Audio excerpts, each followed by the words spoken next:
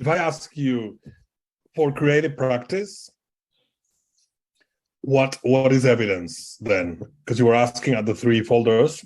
Yeah, because But if we're talking about your continuous professional development, and I ask you for the first one, creative practice, what would be your evidence?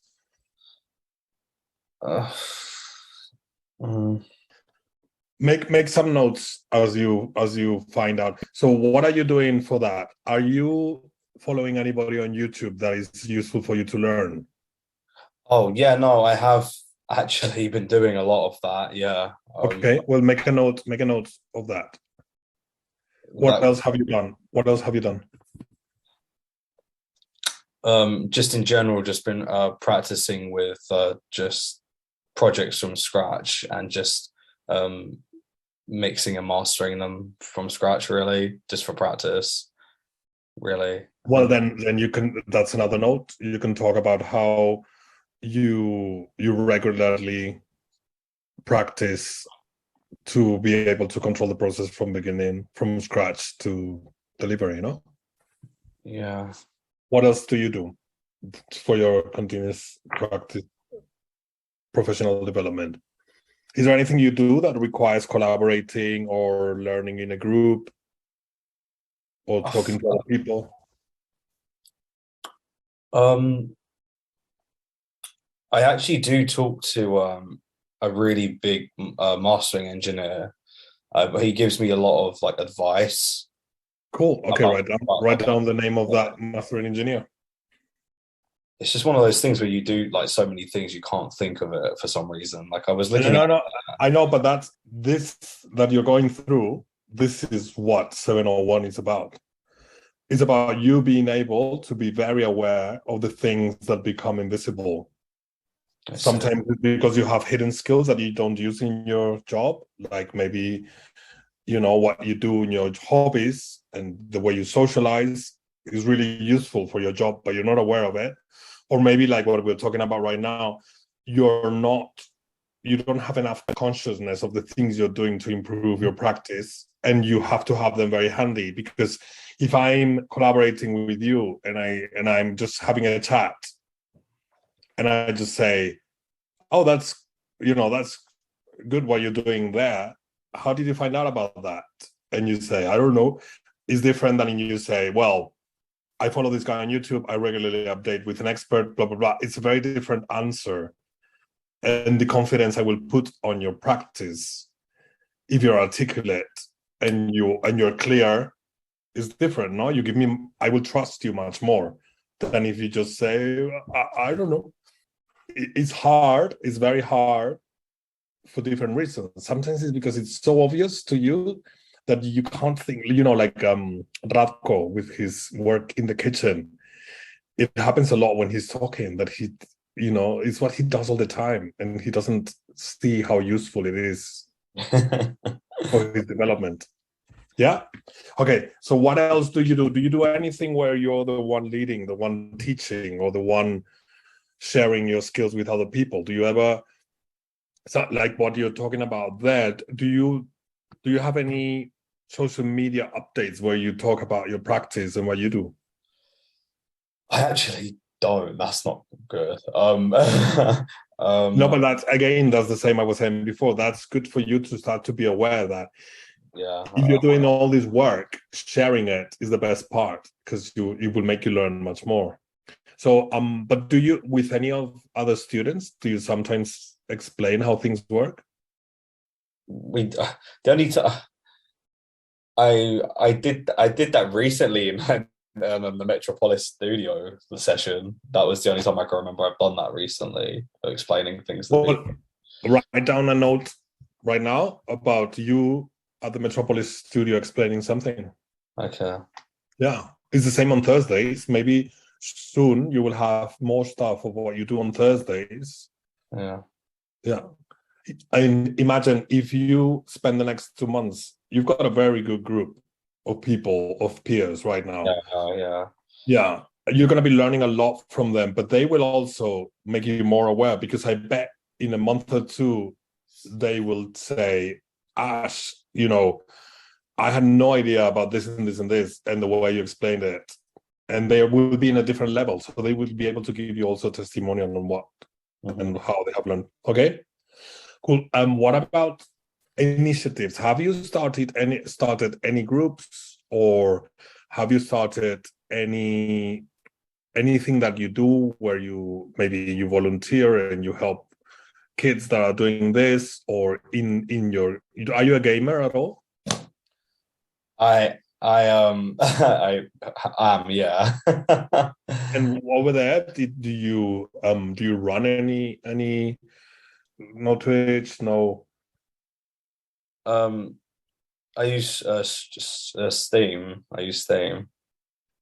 What do you use? I don't even know what that is. Oh, Steam. Steam. I thought you said Stadium. Oh, you use Steam, and on Steam,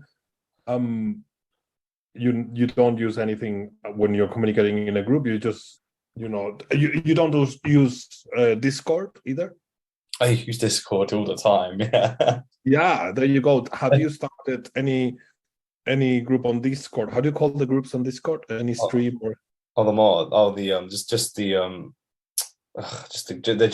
groups. Yeah. Yeah. Have you started any groups on Discord where you support each other or you help? Yeah. No.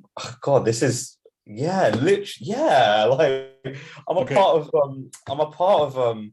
It's kind of sad, but I'm a part of like a community that's of it, like that supports a particular artist. So like, I really excellent. Okay, write a note right now of that. Okay. That's great. Okay, so I mean, it might be obvious to you again, the same as we were saying before, but being good managing a group on Discord and helping people, or even sometimes if you're a mod in one of those. Have you ever been a moderator? No, but I have helped with sets in there because they always do like performances, like DJ performances in there. So I help. That's what we're talking about. But sometimes, have you ever had to call somebody to behave with the guidelines and be respectful and not be racist in any media like that or anywhere? Have you ever been? That's what I mean when I say moderator. Doesn't need to be. Yeah. Have you ever done that? No, I haven't actually. It's okay. Don't worry. It's okay. So, okay, what else can we think? So we've got now a very nice list of things that you're doing for your continuous professional development in different ways. What else do you do apart from all the things that we're talking about? Do you attend any live lectures? Do you follow TED? Are you podcasts? Do your friends use you as a source for, what's the latest podcast where we can learn, or the latest YouTuber that is good for this and that? Do you ever recommend stuff to your friends? Yeah, when it comes to finding new music, I do. Yeah. Okay, make a note of that, because maybe I suspect very often that's something that you need to investigate. Just make a quick note of that, because you might want to contact some of your friends and ask them because tell them that you're doing it for this reason for your portfolio, and tell them, so what effect has my support had on what you do? And some of them will say, it was great just for fun. But some people might reply, well, it changed the way I think about blah, blah, blah. And it helped me think about. So for instance, imagine, this will literally happen. Literally, why do I say literally now? This will happen to you. It will happen to you that you will call somebody for a casual question about what have you learned lately that I shared. And they might say, well, listening to you talk about what you do made me think I should start my own career. I should start my own business. I should upgrade my learning. I should join a career or a course. And that's you having an impact on the people around you. And we want to keep a note of that. So I want you, that last thing we were saying, I want you to contact them and just ask a few of them, I need to hear from you what you have learned here. And some of them will say nothing because they are not aware, but some people will be much more aware of what they learn from you than you are, that they are learning from you. Does that make sense? Mm-hmm. Okay. Now, You have it on an email that I sent you today. So I said, go to in lesson content, go to week 2. Yeah, here. You will be able to access the recording of this conversation. So here you have your roadmap for clock. You have skills audit to portfolio. Okay, what does that mean? How do you go from skills audit, which is the first thing we did in class, to building your portfolio? Yeah. And this is how we go. This is what we were doing with the skills portfolio. And this is what we're doing now. The conversation we're having right now is about this. Okay. Okay. And we started with CPD. And inside CPD, we have one folder that's creative practice, sharing knowledge and skills, and developing social potential. Let's start with creative practice. These are the tools that you use when you're at work. What do you do and how you do it? Okay. And literally again, stop saying literally. And actually, what did we say? Can you read that? Sometimes you don't realize that you're using them because they're obvious. Okay. Yeah. Okay. So this is the conversation we were having right now. Yeah. So you shouldn't feel weird about what's going on, because it is the process. That's what happened to all of us. That's why I wrote down this, and that's why in the conversation you reach to the same conclusion, because it's normal. That's what happened in the traditional way of educating us. We miss all the powerful tools like this, and now we're recovering them on 701. Okay. So now, if I ask you, what evidence of your continuing professional development can you put on the creative practice folder? What do you think you could put there? Maybe a screenshots or links of videos I've used, potentially. Right. Yeah. If that is correct. Yeah, that's good. That's exactly perfect. A screen grab of that, or a screen grab of the people you follow on YouTube and all the videos you've been watching lately. Yeah, and I could maybe maybe screenshot like conversations with that mastering engineer who's been just sending me stuff to learn. Awesome. Yeah. Okay, that's one that we know we can do, and you just need you don't need many. You just need one good situation to show your how you're continuously developing your professional skills. Okay, your practice. Okay. Now, sharing knowledge and skills. If you look at that list, what could be the closest items that could be about you sharing your knowledge and skills? Would the Metropolis Studio thing count for this? Yeah. What you do on Thursdays and what you do at Metropolis Studio will count. Because that initial first session there, I was explaining the processes of it to people. Yeah, with our classmates. Exactly. Yeah. So you could put a photo at Metropolis, or you could put a testimonial with one of your peers there, saying that they learned this in that situation from you, or on Thursdays when you run a session and you share your knowledge and skills there. That's exactly it. Okay, sure. Okay, now this that's pretty good. Okay, but the third one becomes a little bit harder. So we discussed in class and we said there's no pressure here on the third folder. What we do is we just discuss it, see what we can do, and we will come back later. Okay, because this one is a little bit more difficult when you're younger. As you grow older, it becomes a bit easier. So social and community activities that include and engage people, develop personal and professional capabilities, support mental and physical well-being, and build emotional intelligence and cross-cultural competence. Think about the ripples that your work has caused. Sometimes it is very intentional, and other times it underlays what you do. Often you will be made aware of this years later. That's why very often years later, 10 years from now, somebody that you are studying with right now will tell you, it was thanks to your support that I didn't quit. I learned this, or it made me think about my career.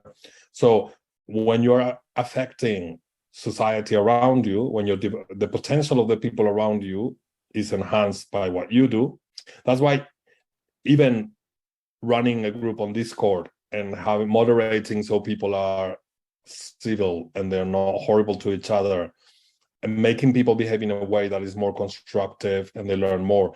A lot of that is related to developing your social potential, because you're empowering people in a good way. You're building relationships, and social and community activities that include and engage people, develop personal and professional capabilities, support mental and physical well-being.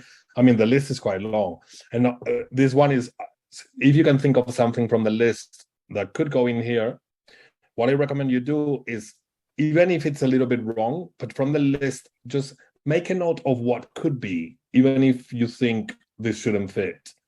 Because if you dig into it and you keep it in your mind, other things related to that will come up that are about developing social potential. To be honest, I do. For my one of my final assignments for my undergraduate, I was a part of a musical disability group, and for work experience, and just being a part of the social aspect of that. Absolutely, that's perfect. And then I had to present my findings and what I learned to the class. And Ross was actually witnessed that as well, because she was actually in my class. So awesome. Yeah, perfect. Make a note of that. Yeah. Yeah, I think that might come under developing social potential. Yeah, I think so. Yeah, brilliant. That's really good. But as we keep working on this, and there's 12 different competencies, continuing professional development, your values, your awareness of your practice. Those are the first 3 that we have looked at, but there would be 12 in total. And some of them, they will really challenge you, but it will get a little bit easier. But you have to keep in mind one thing, and you will hear me say this a lot. I don't care. Right now, the least of my worries is how good the proof you put and what you're doing. I just want you to think differently about yourself, because this is so powerful for you to be a competent professional or to become a sector expert. This awareness and the ability to discuss this and be fluent with all these concepts, it will bring your ability to reach sector expert 10 times faster. Okay, so it's a struggle to find the right items for the folders, but we're not doing it for the folder. Who cares if one of them has something a little bit wrong? What I care is that you learn about this process, and in 2 years when you're working, all this is something that you can just use, and your values. You're not going to take that job, and that your values long term are going to make you better, and which skills you're not so good at, and you can compensate by working with the right collaborators. That is really powerful. Don't worry too much about what you're putting in the folders, because honestly, that's not what we're doing this for. We were doing this for, the important part is these discussions we're having with your peers in class. Okay? Okay.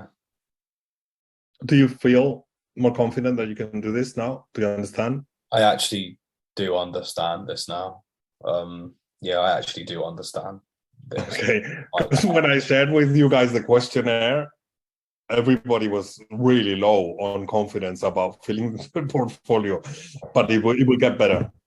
No, I actually do understand this now. I didn't before, but I actually do now. So, and the thing is, yeah, go on.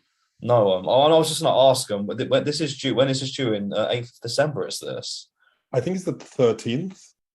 Um, in the main page of your Canvas, if you click, you get the document like this. Oh, okay. Oh, it says the 13th. Okay. Yeah, that's good. And then one thing is, we need to keep talking like this, and you need to keep talking in class, because you sharing this will help a lot the other students. Yeah, that's fine. One thing that you will see is, if you share your folders, sometimes I will really be able to help you to go much faster, because sometimes people are putting too many different evidences that make it all more confusing and too much work. And with 2 pieces of evidence is more than enough. Okay? So keep sharing with me, and you will see how it's not that much work. It's hard work, but we've got 2 months.